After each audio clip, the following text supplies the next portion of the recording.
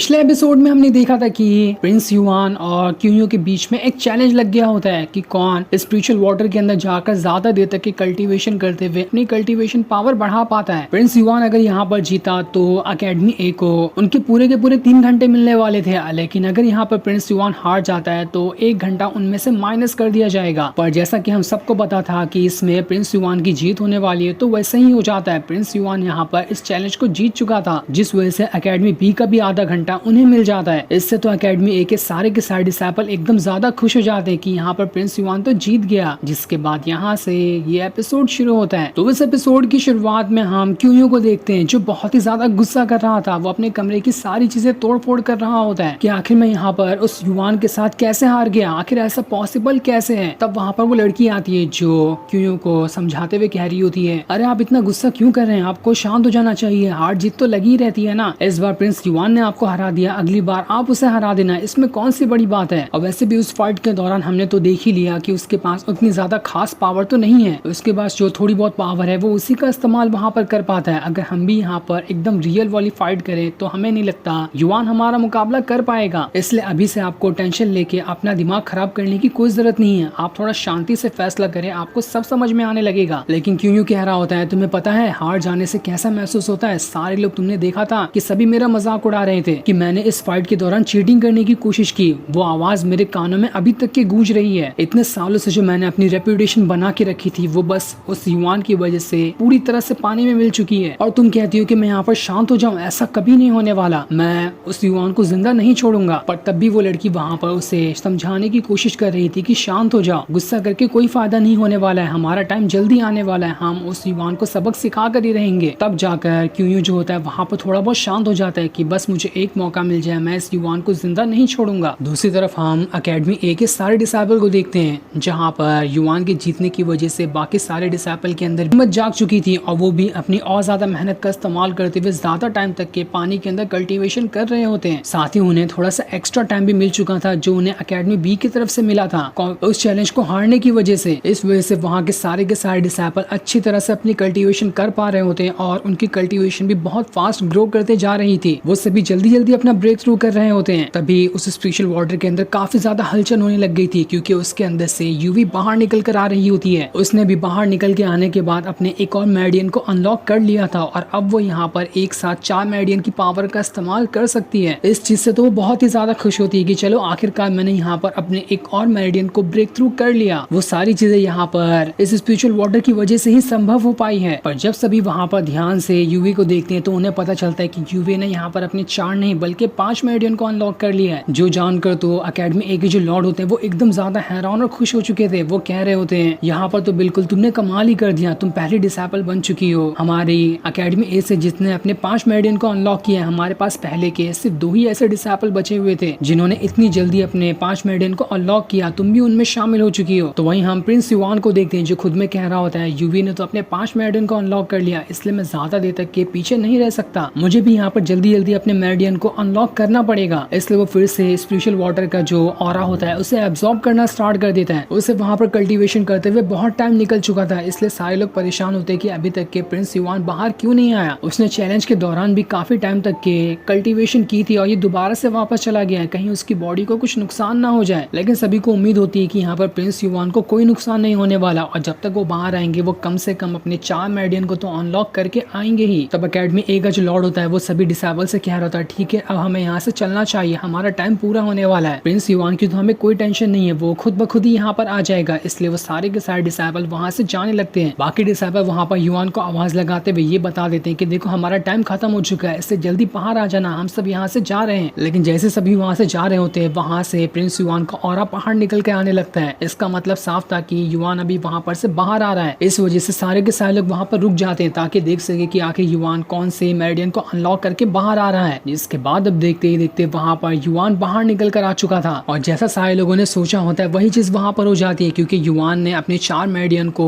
Permanent unlock कर लिया था। वो अपने सारे मेरिडियन की पावर का इस्तेमाल तो कर सकता है लेकिन परमानेंट उसके सिर्फ अभी 4 ही मेरिडियन अनलॉक हुए हैं, 4 उसे और परमानेंट अनलॉक करने पड़ेंगे। इस बारे में युआन के फादर को जैसे पता चलता है वो तो बहुत ही ज्यादा खुश हो जाते हैं कि मेरे बेटे ने तो कमाल ही कर दिया, वो तो बहुत जल्दी जल्दी अपना कल्टीवेशन करते जा रहा है, ऐसा ही रहा तो मेरा बेटा जल्दी बहुत ज्यादा पावरफुल बन जाएगा और हमारे सारे के सारे दुश्मनों का खात्मा कर देगा। लेकिन युआन वहाँ पर थोड़ा सा उदास लग रहा होता है। वो अपने फादर और मम्मी से कह रहा होता है, मैंने अपने 4 मेरिडियन को तो अनलॉक कर लिया, लेकिन मुझे ये स्पीड उतनी ज्यादा फास्ट नहीं लग रही है। हो सकता है कि आगे के मेरिडियन को अनलॉक करने में थोड़े और ज्यादा टाइम लग जाए, लेकिन मुझे टाइम नहीं लगाना है। मुझे कैसे भी करके जल्द से जल्द अपने सारे मेरिडियन को अनलॉक करना पड़ेगा। इसलिए जहाँ तक कि मुझे लगता है कि मुझे अपने 5th मेरिडियन को अनलॉक करने के लिए कोई और तरीका अपनाना पड़ेगा, क्योंकि साल के एंड में जो कंपटीशन होता है वो बहुत करीब आ चुका है। उसके लिए ज्यादा टाइम तो बिल्कुल भी नहीं बचा और मैं अपने मेरिडियन को अनलॉक करने में ज्यादा टाइम नहीं लगा सकता। मुझे कोई ऐसा शॉर्टकट तरीका चाहिए जिससे मैं जल्द से जल्द अपनी मेरिडियन को अनलॉक कर सकूं, क्योंकि जहां तक कि मुझे लगता है कि उस कंपटीशन से पहले क्यूयू जो है वो कम से कम अपने 7 मेरिडियन को परमानेंट अनलॉक कर लेगा। अगर उसने ऐसा कर लिया तो मैं उसके कोई भी मुकाबले का नहीं रहने वाला हूँ। मैं 4 मेरिडियन लेकर तो 7 मेरिडियन वाले बंदे का मुकाबला नहीं कर सकता। तब यायो कहती है, मेरे पास एक तरीका है जिसका इस्तेमाल करते हुए जल्दी जल्दी मेरिडियन को अनलॉक किया जा सकता है। वो कहती है, मैंने जो स्केच युआन की पीठ के ऊपर बनाया था वो पावरफुल तो था, लेकिन उससे भी ज्यादा पावरफुल ऐसे स्केच आते हैं जिनके अंदर और भी कई सारे पावरफुल बीस्ट की पावर को रखा जाता है। अगर उसी तरह का कोई पावरफुल स्केच युआन के ऊपर बना दिया जाए तो वो उसकी पावर का इस्तेमाल करते हुए जल्दी जल्दी अपने मेरिडियन को अनलॉक कर सकता है। मुझे एक पैटर्न के बारे में पता है जिसमें 36 पावरफुल बीस्ट की पावर को रखा जाता है। उस पैटर्न को अगर युआन के ऊपर बनाया जाए तो वो उसका इस्तेमाल करते हुए अपनी कल्टीवेशन पावर को बढ़ाकर अपने मेरिडियन को अनलॉक कर पाएगा। लेकिन ये सुनकर युआन के फादर कह रहे होते हैं, नहीं नहीं, ये चीज मुझे बहुत ही ज्यादा खतरनाक लग रही है, इससे तो युआन को जान का भी खतरा हो सकता है। जिस पर यायो कहती है, हाँ आपने बिल्कुल ठीक कहा, ये जो प्रोसेस है वो बहुत ही ज्यादा खतरनाक है, इसमें बहुत ज्यादा चांस है कि किसी की जान भी जा सकती है, इसलिए जिसके अंदर हिम्मत ना हो वो तो इस प्रोसेस को बिल्कुल भी ना करे। युआन की माँ वहाँ पर उससे कह रही होती है, युआन एक बार फिर से सोच लेना कि क्या तुम ये करना चाहते हो, मेरे ख्याल से तो तुम्हें ये नहीं करना चाहिए। अगर तुम्हें कुछ हुआ तो हम लोग बिल्कुल भी बर्दाश्त नहीं कर पाएंगे। तब युआन अपनी माँ से कह रहा होता है, देखो मम्मी, ये तो कल्टीवेशन के सफर की शुरुआत ही है। अगर यहाँ पर आप इतनी छोटी छोटी चीजों को देखकर मुझे वो चीज करने ही ना दे तो आगे आने वाली डिफिकल्टीज को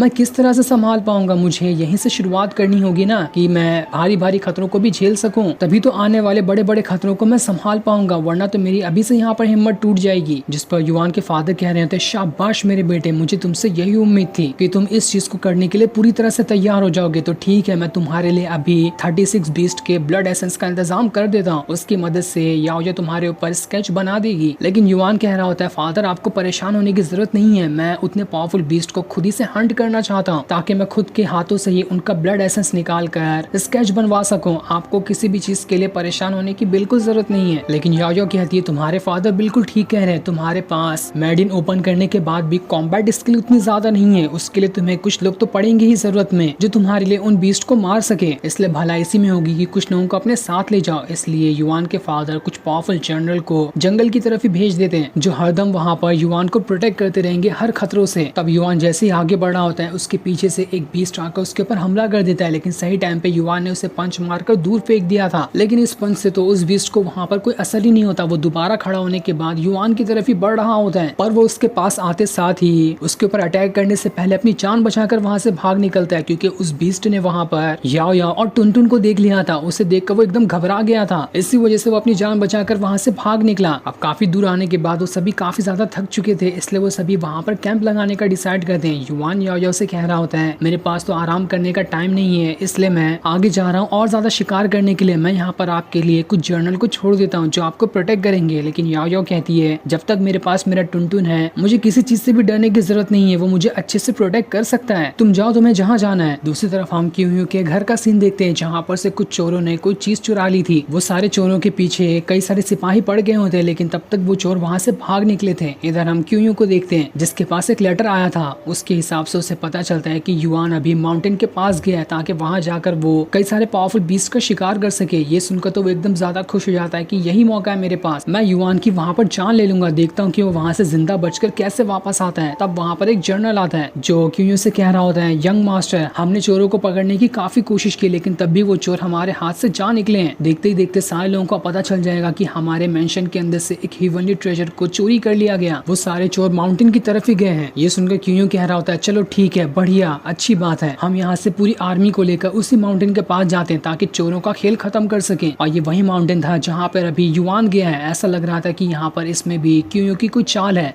उसने जानबूझ के चोरी करवा के चोरों को वहां पर भेज दिया ताकि वो यहाँ से सिपाहियों को वहां पर ले जा सके। क्यों खुद में कह रहा होता है, युआन तुमने मेरी सबके सामने बेइज्जती करवाई थी ना, इसका बदला मैं तुम्हारी जान लेकर रहूंगा। जब तक मैं तुम्हारी जान न ले लूं तब तक मुझे सुकून नहीं मिलने वाला। इधर युआन अब भी अलग अलग बीस्ट के साथ फाइट कर रहा होता है। वो बीस्ट उसके सामने पावरफुल दिखाई दे रहे थे, लेकिन तब भी युआन इतनी आसानी से नहीं हार मानने वाला था। वो वहां पर अपनी पावर का इस्तेमाल करते हुए सभी बीस्ट के साथ फाइट कर रहा होता है, और तब भी वहां पर वो जो बीस्ट थे वो ज्यादा पावरफुल दिखाई दे रहे थे। इसलिए युआन वहां पर ब्रोकन ड्रैगन हैंड टेक्निक का इस्तेमाल करता है, और उसका इस्तेमाल करते हुए उसने एक बहुत ही पावरफुल अटैक उस बीस्ट के ऊपर कर दिया था, जिस वजह से तो वो बीस्ट एक ही अटैक के अंदर वहां पर मारा जाता है। जिस चीज को देखकर युआन कहता है, चलो अब यहाँ पर 5 टोटल बीस्ट तो मर चुके हैं, मुझे पूरे 36 को मारना था ना, उनमें से 5 का खेल खत्म हो चुका है। ऐसे ही करते हुए मैं जल्द से जल्द बाकी के भी बीस्ट को मार डालूंगा। तभी वहां पर पीछे से एक पाइथन आ चुका था, जो वहां पर आने के बाद युआन के ऊपर अटैक कर रहा होता है। वो यहाँ पर पिछले वाले बीस्ट से भी ज्यादा पावरफुल दिखाई दे रहा था, और उसने तो युआन को कई टक्कर दी होती है, लेकिन तब भी युआन को यहाँ पर कोई फर्क नहीं पड़ता। उसने वहां पर अपने उसी पेन को निकाल लिया था जो कि उसको मास्टर ने दी थी। उस पेन को वो भाले में बदलते हुए इतना खतरनाक अटैक उस पाइथन के ऊपर कर देता है कि वो पाइथन वहीं पर मारा जाता है। दूसरी तरफ हम क्यूयू के जनरल को देखते हैं, जो अपने सिपाहियों के साथ उसी जंगल में आ चुका था। वो अपने सिपाहियों से कह रहा था, पूरे जंगल का चप्पा चप्पा छान मारो, यहाँ पर वो चोर कहीं पर भी बच के नहीं जाना चाहिए, जो भी सामने दिखे उससे सीधा सीधा। दूसरी तरफ हम युआन को देखते हैं, जो उन बीस्ट को मारने के बाद उनकी बॉडी को याओ याओ के पास ला रहा होता है। उससे देखकर याओ याओ कहती है, कमाल हो गया, तुम तो अब बिना इंजर्ड हुए बीस्ट को मार के यहाँ पर लेकर आते जा रहे हो। लेकिन ये भी अभी बस नहीं हुआ, तुम्हें तो अभी बहुत सारे बीस्ट को और मारना है, इसलिए लो ये स्पेशल वाटर तुम रख लो, इसके अंदर हार्ट ब्लड है। सिर्फ याद रखना कि एक एक ब्लड ड्रॉप ही तुम्हें इस्तेमाल करनी है, क्योंकि एक ब्लड ड्रॉप ही यहाँ पर बहुत ज्यादा पावरफुल है, जो तुम्हारी कंट्रोल से बाहर हो जाएगी, इसलिए धीरे धीरे करते इसका इस्तेमाल करना। ऐसे ही करते हुए युआन ने कई सारे बीस्ट को मार दिया था, और अब यहाँ पर सिर्फ बीस्ट को और मारना बचा होता है। इधर हम युआन के जनरल को देखते हैं, जिसके पास तो क्यूयू का जनरल आ चुका था। वो दोनों एक दूसरे को देखकर कह रहे होते हैं, अरे तुम यहाँ पर क्या करने के लिए आ गए? क्यूयू का जनरल बता रहा होता है, 2 चोरों ने हमारे सेट की बहुत ही ज्यादा वैल्यूएबल चीज को चुरा लिया है, और वो भागते हुए यहीं पर आए हैं, इसलिए मैं यहाँ पर उन्हें पकड़ने के लिए आया हूँ। युआन का जनरल कह रहा होता है, चोर, वो भी तुम्हारे सेट से कोई चीज चुरा ले, आखिर ऐसा कैसे पॉसिबल है? जिस पर क्यूयू का जनरल कह रहा होता है, देखो हमने तो यहाँ पर चोर को आते हुए देखा है, और चोर तो यहाँ पर आया ही है। सारे लोगों को पता चल चुका है कि हमारे सेट से कोई कीमती चीज गायब हुई है, इसलिए मैं यहाँ पर आपसे सिर्फ रिक्वेस्ट करने के लिए आया हूँ कि हमें इस जगह की अच्छे से निगरानी करने दो, ताकि हम यहाँ से चोर को ढूंढ सके। युआन का जनरल कह रहा होता है, देखो यहाँ पर कोई चोर वगैरह नहीं है, यहाँ पर युआन अपना प्रैक्टिस करने और बीस्ट को मारने के लिए आया है, इसलिए तुम लोग वहाँ जाकर उन्हें डिस्टर्ब बिल्कुल भी नहीं कर सकते। लेकिन तब वहाँ पर क्यूयू का जो जनरल होता है वो युआन के जनरल से कह रहा होता है, रुक जाओ, आप यहाँ पर ऐसे भाग क्यों रहे? जिसकी दाढ़ी में तिनका होता है वही यहाँ से भागने की कोशिश करता है। जो सुनकर तो युआन का जनरल कह रहा होता है, देखो जुबान संभाल के यहाँ पर बात करो, तुम्हें क्या लगता है कि हम यहाँ पर चोर के साथ मिले होंगे? मैं तुम्हें यहाँ पर इज्जत से कह रहा हूँ कि चले जाओ, वरना मेरा हाथ उठ जाएगा, तब तुम कुछ मत कहना। इधर हम उन दोनों चोरों को देखते हैं, जिन्हें सामने याओ याओ दिखाई देती है। वो तो उसे देखकर उसके दीवाने हो जाते हैं। एक चोर दूसरे चोर से कह रहा होता है, देखो जाओ जाओ, तुम यहाँ पर जाकर युआन जो है ना उसका पीछा करो, जब तक कि मैं यहाँ पर इस ब्यूटी को संभालता हूँ। ये तो मुझे बहुत ज्यादा सुंदर दिखाई दे रही है। दूसरा वाला चोर भी यहाँ पर याओ याओ के साथ रुकना चाहता था, लेकिन पहला वाला चोर कह रहा था, देखो तुमने अपने 6 मेरिडियन को अनलॉक किया है ना, उस युआन की अभी सिर्फ 4 मेरिडियन ही अनलॉक है, इसलिए तुम वहाँ पर उसका मुकाबला कर सकते हो। तुम जाओ उससे फाइट करो, तब तक कि मुझे यहाँ पर इस याओ याओ की मजे लेने दो। इसलिए दूसरा वाला चोर वहाँ से चला जाता है, और लालची चोर जो होता है वो यहाँ पर याओ याओ के पास आ चुका था। वो वहाँ पर आने के बाद उससे कह रहा होता है, अरे लिटिल प्रिंसेस, मैं यहाँ पर तुमसे थोड़ा बहुत खेलने के लिए आया हूँ, क्या तुम मेरे साथ खेलना पसंद करोगी? लेकिन तब वहाँ पर पूरे गुस्से के साथ टुनटुन आ जाता है, जो उस चोर के साथ फाइट करने के लिए आया था। उसे देखकर वो चोर कह रहा होता है, अबे छुछुंदर के बच्चे, तू यहाँ पर मेरा क्या कर लेगा? अभी तो कोई किक ही मारूंगा ना तो किसी तरह जाके गोल हो जाएगा, इसलिए मेरा रास्ता खाली कर और मुझे इस ब्यूटी से मिलने दे। और जैसे वो उसे मारने वाला होता है, तब टुनटुन वहाँ पर अपनी रियल पावर को एक्टिवेट कर लेता है, जिस वजह से तो वो उस चोर से भी 10 गुना ज्यादा बड़ा हो चुका था। हमें यहाँ पर उसकी शक्ल तो नहीं दिखाई जाती, लेकिन बस शैडो से हम देख सकते हैं कि टुनटुन तो असल में बहुत ही भयंकर दिखाई देने वाला बीस्ट है। वो बस खुद को एक छोटे फॉर्म में ढाले रखता है, ताकि किसी को उसकी असली पावर मालूम ना पड़ सके। इधर हम युआन को देखते हैं, जिसने अभी तक के टोटल 17 बीस्ट को मार दिया था। तब वहाँ पर वो चोर आ जाता है, जो युआन को मारने के लिए आया था। ये देखकर युआन भी उस बीस्ट की बॉडी को उसके ऊपर फेंक देता है, ताकि वो उसके साथ मुकाबला कर सके। लेकिन उस चोर को तो वहाँ पर कुछ नहीं होता। वो चोर वहाँ पर युआन से कह रहा होता है, देखो तुम्हें मारने के हमें ना बहुत अच्छे पैसे मिलने वाले हैं, इतने कि हम तो अपनी जिंदगी भर को आराम से गुजार सकते हैं। वैसे भी मेरे पास तुमसे ज्यादा पावर है, मैंने अपने 6 मेरिडियन को अनलॉक किया। तुम जैसे नल्लों को तो मारना मेरे बाएं हाथ का खेल है, इसलिए मैं यहाँ पर जल्दी जल्दी तुम्हारा खेल खत्म करूंगा, क्योंकि तुम्हें मारने के बाद मुझे एक ब्यूटी के पास भी जाना है, ताकि मैं उसके साथ भी इंजॉय कर सकूं। इसलिए जल्दी से अब मरने के लिए तैयार हो जाओ। तब देखते ही देखते दोनों वहाँ पर अपनी मेरिडियन की पावर को अनलॉक करते हुए एक दूसरे के ऊपर ऊपर अटैक करना स्टार्ट कर देते हैं, जहाँ पर युआन का अटैक ज्यादा खतरनाक दिखाई दे रहा था। ये देखकर तो वो चोर भी हक्का बक्का रह जाता है कि आखिर ऐसा कैसे पॉसिबल है, इसके पास तो 4 मेरिडियन थे ना, इसने फिर भी मेरे ऊपर इतना खतरनाक अटैक कैसे कर दिया। इसलिए वो दोबारा से काफी ज्यादा गुस्सा हो जाता है और गुस्सा होने के बाद फिर से युआन के पास आकर उसके ऊपर अटैक पे अटैक किए जा रहा था। युआन तो यहाँ पर उसका बड़ी आसानी के साथ मुकाबला कर रहा होता है, क्योंकि उसे वैसे भी काफी ज्यादा गुस्सा चढ़ चुका था। इतने सारे बीस्ट को मार मार कर वो अपना गुस्सा कहीं ना कहीं तो उतारने ही वाला था। उसने अपना सारा गुस्सा उस चोर के ऊपर उतार दिया होता है। वो चोर वहाँ पर कितनी भी कोशिश क्यों ना कर ले, वो अपने 6 मेरिडियन को भी लेकर युआन का मुकाबला नहीं कर पा रहा, लेकिन फिर भी वो चोर इतनी आसानी से तो नहीं हार मानने वाला था। वो दोबारा अपनी पावर को एक्टिवेट कर लेता है और जब युआन को लगता है कि यहाँ पर ये चोर थोड़ा ज्यादा खतरनाक वाला अटैक एक्टिवेट कर रहा है, तो वो भी वहाँ पर अपनी ड्रैगन स्पिरिट को बाहर निकाल लेता है। उसका इस्तेमाल करते हुए उसने वो ड्रैगन स्पिरिट सीधा उस चोर की तरफ ही भेज दी थी, जिस वजह से तो चोर की वहाँ पर हालत खराब हो जाती है। तब जाकर उस चोर को समझ में आता है कि नहीं, मैंने यहाँ पर इस युआन को अंडर एस्टिमेट कर दिया, इसके पास ड्रैगन स्पिरिट भी है, ये काफी ज्यादा पावरफुल है। मुझे लगा था कि इसके पास सिर्फ नॉर्मल 4 मेरिडियन होंगे तो वो मेरा क्या ही मुकाबला कर पाएगा, लेकिन नहीं, इसके पास अलग अलग तरह की भी कई सारी टेक्निक है, जिस वजह से मुझ जैसे ये 6 मेरिडियन वाले बंदे को भी आसानी से हरा पा रहा है। पर बहुत हो गया, अब मैं यहाँ पर इसे दिखाता हूँ कि मैं क्या कर सकता हूँ। जिसके बाद उसने अपनी डबल स्वॉर्ड को बाहर निकाल लिया था और उस स्वॉर्ड का इस्तेमाल करते हुए वो वहाँ पर युआन के ऊपर अटैक कर रहा होता है, लेकिन तब भी युआन को यहाँ पर कुछ नहीं होता। इधर हम क्यूयू के जनरल और युआन के जनरल को देखते हैं, जो दोनों अभी आपस में बातें कर रहे होते हैं। क्यूयू का जनरल कह रहा था, देखो हम यहाँ पर तुम पर शक नहीं कर रहे हैं, बस हम तुम्हें यहाँ पर कहने के लिए आए कि हमें यहाँ पर अच्छे से तलाशी लेने दो, उसके बाद तो हमें पता चल ही जाएगा कि हमारी जो खास चीज चोरी हुई है वो किसके पास है। जिसके पास से भी वो मिलेगी हम उसे जिंदा नहीं छोड़ने वाले। तभी युआन का जो जनरल होता है उससे बहुत जोर की धमाके की आवाज सुनाई देती है, जो कि वहीं से आई थी जहाँ पर अभी युआन बीस्ट को मार रहा है। जो सुनकर तो वो एकदम ज्यादा घबरा जाता है कि यहाँ पर ये क्या हुआ, मैंने तो यहाँ पर अपना ध्यान इस क्यूयू के जनरल से बात करने में निकाल दिया, मुझे तो यहाँ पर युआन को प्रोटेक्ट करना था, अब मैं प्रिंस को कैसे बचाऊंगा, किंग तो मुझे यहाँ पर जिंदा नहीं छोड़ने वाले, अगर यहाँ पर प्रिंस को कुछ भी हुआ होगा तो। लेकिन वो धमाका सुनकर तो क्यूयू का जो जनरल होता है वो एकदम ज्यादा खुश हो गया था कि लगता है हमारा काम तो यहाँ पर हो गया, युआन मर गया होगा, हमारा प्लान यहाँ पर पूरी तरह से सक्सेसफुल रहा, उस चोर ने बड़ी आसानी के साथ युआन को मार दिया होगा, हमने यहाँ पर उसके जनरल का ध्यान भटकाया, तब तक कि उस चोर ने युआन की जान ले ली। अब तो यंग मास्टर क्यूयू एकदम ज्यादा खुश हो जाएंगे। जो सीन दिखाते ही ये एपिसोड यहीं पर एंड हो जाता है। Thanks for watching.